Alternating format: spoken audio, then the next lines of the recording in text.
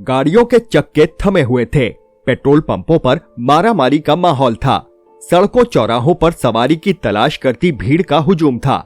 आधी रात तक नए साल के जश्न में डूबे देश की आंखें जब सुबह खुली तो एक बार तो आंखों पर विश्वास ही नहीं हुआ। सड़कें सूनी पड़ी थी, चौराहे वीरान थे। हिट एंड रन के नए कानून के विरोध में ट्रांसपोर्टर्स की हड़ताल नए साल का स्वागत करने के लिए तैयार थी।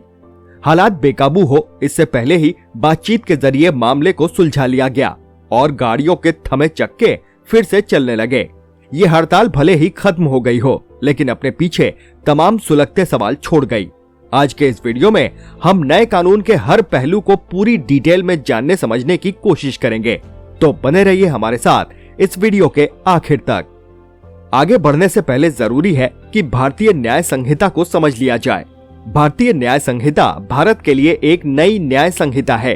11 अगस्त 2023 को भारत के गृह मंत्री अमित शाह ने भारतीय न्याय संहिता विधेयक लोकसभा में पेश किया था, लेकिन 12 दिसंबर 2023 को इस विधेयक को वापस ले लिया गया और उसी दिन भारतीय न्याय द्वितीय संहिता विधेयक पेश किया गया।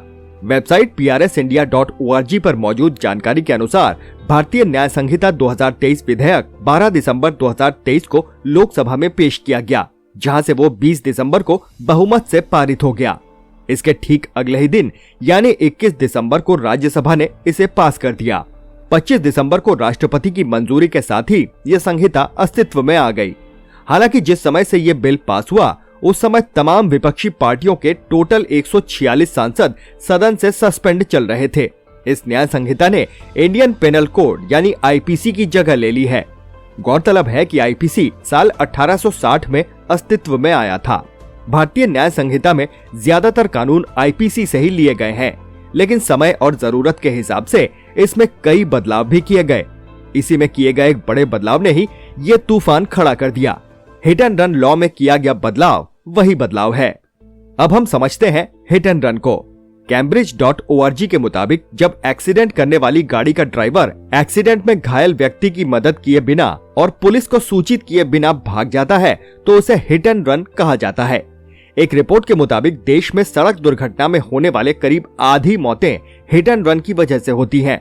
यानी एक्सीडेंट करने वाला ड्राइवर घायल व्यक्ति की मदद करना तो दूर बल्कि उसे उसी हालत में छोड़कर वहां से भाग जाता है। सड़क परिवहन एवं राजमार्ग मंत्रालय की वेबसाइट motnic.in पर उपलब्ध जानकारी के अनुसार साल 2022 में हिट एंड रन के 67,387 मामले दर्ज हुए, जिनमें से 30,486 लोगों की मौत हो गई। अगर साल 2021 से तुलना की जाए तो मामलों और मौतों दोनों में ही लगभग 17.5% का इजाफा हुआ है।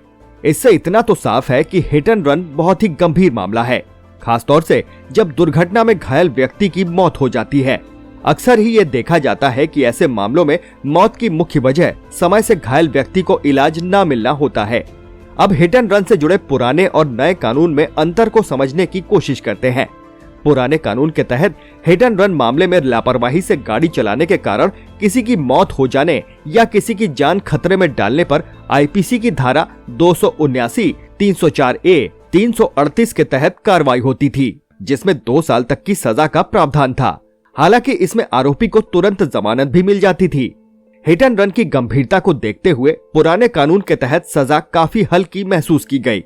इसलिए अब भारतीय न्याय संहिता की धारा 104(2) के तहत हिट एंड रन मामले में आरोपी के खिलाफ सजा के काफी सख्त प्रावधान किए गए हैं। अब अगर आरोपी दुर्घटना का शिकार हुए व्यक्ति की मदद किए बगैर या फिर पुलिस को सूचित किए बगैर फरार हो जाता है तो उसे 10 साल तक की सजा के साथ ही 7 लाख तक का जुर्माना भी हो सकता है। अगर आरोपी घटना स्थल से भागता नहीं है तो भी 5 साल तक की सजा हो सकती है। खास बात यह है कि ये दोनों ही मामले गैर जमानती हैं। हालांकि ट्रांसपोर्टर्स की स्ट्राइक से एक तरह का भ्रम भी फैला कि ये कानून सिर्फ ट्रक ड्राइवरों पर ही लागू होगा, जबकि ऐसा बिल्कुल भी नहीं है। ये कानून सभी वाहन चालकों के लिए समान रूप से लागू होगा। हालांकि ये भी सच है कि इस नए कानून की जानकारी आम जनता को तभी हुई जब ये हड़ताल हुई। इस कानून को लेकर ट्रक चालकों की अपनी चिंताएं हैं, जो बेहद तार्किक और जायज भी हैं।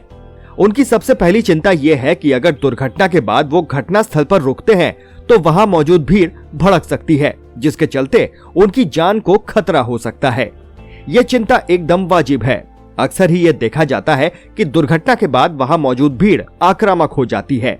अगर ड्राइवर मौके पर ही पकड़ लिया गया तो उसकी बेहद निर्ममता से पिटाई की जाती है। ऐसे में उसके पास दुर्घटना स्थल से भाग जाने के अलावा कोई रास्ता नहीं होता। लेकिन इस चिंता का जवाब भी इसी कानून में है। कानून में इस बात का प्रावधान है कि अगर चालक को दुर्घटना स्थल पर अपनी जान का डर लग रहा है तो वो वहां से निकल सकता है और किसी भी नजदीकी पुलिस स्टेशन में सूचना दे सकता है। और अगर आसपास कोई पुलिस स्टेशन भी नहीं है तो हेल्पलाइन नंबर 112 पर कॉल करके सूचना दे सकता है। दूसरी चिंता इस बात की है कि अगर ड्राइवर को 5 या 10 साल की जेल हो गई तो उसके परिवार का क्या होगा। ये चिंता बिल्कुल वाजिब है। एक ड्राइवर की आमदनी बहुत ज्यादा नहीं होती, उनका जीवन स्तर किसी से छिपा हुआ नहीं है। अक्सर परिवारों में ये इकलौते कमाऊ सदस्य होते हैं। कई लोगों का तो खर्च इन्हीं के भरोसे चल रहा होता है। ऐसे में इनके परिवार के लिए खाने तक के लाले पड़ सकते हैं। 7 लाख का जुर्माना भी बहुत ज्यादा है। भला ट्रक ड्राइवर अपने परिवार के लिए 2 जून की रोटी का इंतजाम करने वाला एक साधारण सा बस या ट्रक ड्राइवर कहां से लाएगा 7 लाख रुपए। अगर उसके पास इतने ही रुपए होते तो भला वो ड्राइवरी क्यों कर रहा होता। और सबसे बड़ा सवाल ये है कि क्या इतनी बड़ी सजा और इतना ज्यादा जुर्माना इन ड्राइवर्स को हतोत्साहित करने का काम नहीं करेगा। ऐसे में तो लोग ड्राइवर की नौकरी करने से भी डरेंगे। ड्राइवर की नौकरी वैसे भी सबसे मुश्किल नौकरियों में से एक है। महीनों का लंबा मुश्किल सफर, लगातार अपने घर परिवार से दूर रहना शारीरिक और मानसिक रूप से निचोड़ देता है। फिर इस कानून के बाद तो वो ड्राइवर की नौकरी छोड़ देना ही ज्यादा मुनासिब समझेंगे।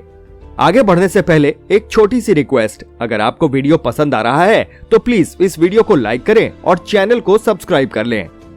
तीसरी चिंता इस बात की है कि आखिर इन हादसों की जांच किस प्रकार की जाएगी। ये एक सत्य है कि हादसों के लिए अक्सर भारी वाहन को ही जिम्मेदार ठहराया जाता है।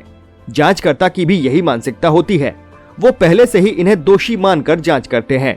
अक्सर हादसों की जांच में प्रत्यक्षदर्शी की कमी बहुत बड़ी बाधा होती है। न ही उससे कोई सीसीटीवी फुटेज उपलब्ध होते हैं। ऐसे में तय करना मुश्किल हो जाता है कि आखिर दोषी कौन था। ऐसे में आखिर किस आधार पर उसे सजा दी जाएगी, अपने आप में ये यक्ष प्रश्न है। इस कानून के दुरुपयोग से भी बचने के इंतजाम किए जाने की जरूरत है। कानूनों के दुरुपयोग कोई नई बात नहीं है और ये नया कानून भी कोई अपवाद नहीं है। किसी भी हादसे को लेकर प्रत्यक्षदर्शियों की राय अलग अलग हो सकती है। कोई किसी को दोषी मान सकता है तो कोई किसी और को। ऐसे में हादसे की जांच कभी भी आसान नहीं होती। सवाल यह भी है कि आज भी तमाम ऐसे वाहन हैं जो नियम विरुद्ध चल रहे हैं। किसी में नंबर प्लेट नहीं है, किसी में नंबर ही घिसे मिटे हैं, तो किसी में नंबर प्लेट ही फर्जी है। सड़कों पर ऐसे न जाने कितने वाहन दौड़ रहे हैं। सही न्याय के लिए जरूरी है कि इसकी व्यवस्था भी सुनिश्चित की जाए। हमें कई और पहलुओं पर भी विचार करने की जरूरत है। बस और ट्रक चालक जिन हालातों में गाड़ी चलाते हैं वो किसी से छिपा नहीं है। इनके काम के घंटे कभी तय नहीं होते। ये ड्राइवर अक्सर कई घंटे बिना सोए बिना आराम किए गाड़ी चलाते रहते हैं, जिसके चलते कई बार न चाहते हुए भी वो दुर्घटना कर बैठते हैं। इसके अलावा हमारे देश में तमाम लोगों का ट्रैफिक सेंस भी किसी से छिपा नहीं है। अक्सर ये हादसों की बड़ी वजह बनता है। ड्रंक ड्राइविंग भी अक्सर हादसों का सबब बनती है। सिर्फ कानून बनाने से हालात बदलने वाले नहीं हैं। जरूरी है कि पहले लोगों को ट्रैफिक नियमों से अवगत कराया जाए, साथ ही ड्राइवर से काम लेने के नियम कायदे तय हों और उन्हें सख्ती से लागू किया जाए। शराब पीकर चलाने वालों पर सख्त कार्रवाई हो। हिट एंड रन के नए कानून पर बहस तो जरूरी हो रही है, लेकिन इन सब के बीच एक बड़ा सवाल छूटा जा रहा है कि आखिर इस पूरी कवायद से घायल को क्या फायदा। एक बार को तो ये मान भी लिया जाए कि एक्सीडेंट करने वाला ड्राइवर घायल की मदद करने को तैयार हो जाता है, लेकिन इस बात की कोई गारंटी नहीं है कि वो उसे जिस अस्पताल में ले जाएगा वहां उसे इलाज मिल ही जाएगा, क्योंकि आज भी हमारे देश में ज्यादातर अस्पताल रेफरल सेंटर की तरह ही काम कर रहे हैं। लेकिन अगर वो वहां से निकलकर नजदीकी पुलिस स्टेशन में जाकर सूचित करता है, तब तक तो शायद बहुत देर हो जाएगी। किसी भी नए कानून को लाने से पहले उस पर भरपूर विचार और बहस की जरूरत होती है। इन्हीं बहसों से आने वाली समस्याओं का पता लगाया जा सकता है, लेकिन इस कानून के साथ ये नहीं हो पाया। असल में जब ये कानून पास किया गया तब विपक्ष का एक बड़ा तबका संसद से निलंबित चल रहा था, जिसके चलते इस पर बहस हो ही नहीं सकी। हालांकि हड़ताल के बाद जिम्मेदार चेते। उन्होंने भरोसा दिलाया कि सभी की आपत्तियों पर विचार करने के बाद ही कानून लागू किया जाएगा। इसमें कोई दो राय नहीं कि ये कानून हादसे में घायल व्यक्ति की मदद के लिए बना है। लोग हादसे के बाद पीड़ित को छोड़कर भाग न जाएं, इसके लिए बना है। हादसे कम से कम हो, इसके लिए बना है। लेकिन जिम्मेदारों को यह भी तय करना होगा कि इससे लोगों में अनावश्यक खौफ पैदा ना हो। हालांकि केवल इस कानून से किसी तरह का परिवर्तन आ जाएगा, ये कहना मुश्किल है। हादसे के जिम्मेदार व्यक्ति को सजा तो मिले और कम से कम समय में मिले, लेकिन घायल को तत्काल मदद के उपाय भी सुनिश्चित किए जाएं। हमारा इरादा किसी कानून को गलत या सही ठहराने का नहीं, बल्कि उसमें बेहतरी लाने का है। इस कानून के बारे में अपनी राय कमेंट बॉक्स में जरूर लिखें। अगर वीडियो पसंद आया हो तो प्लीज इसे लाइक करें और ज्यादा से ज्यादा शेयर भी करें। चैनल पर नए हैं तो सब्सक्राइब करें। फिर मिलेंगे एक नए वीडियो के साथ। नमस्कार।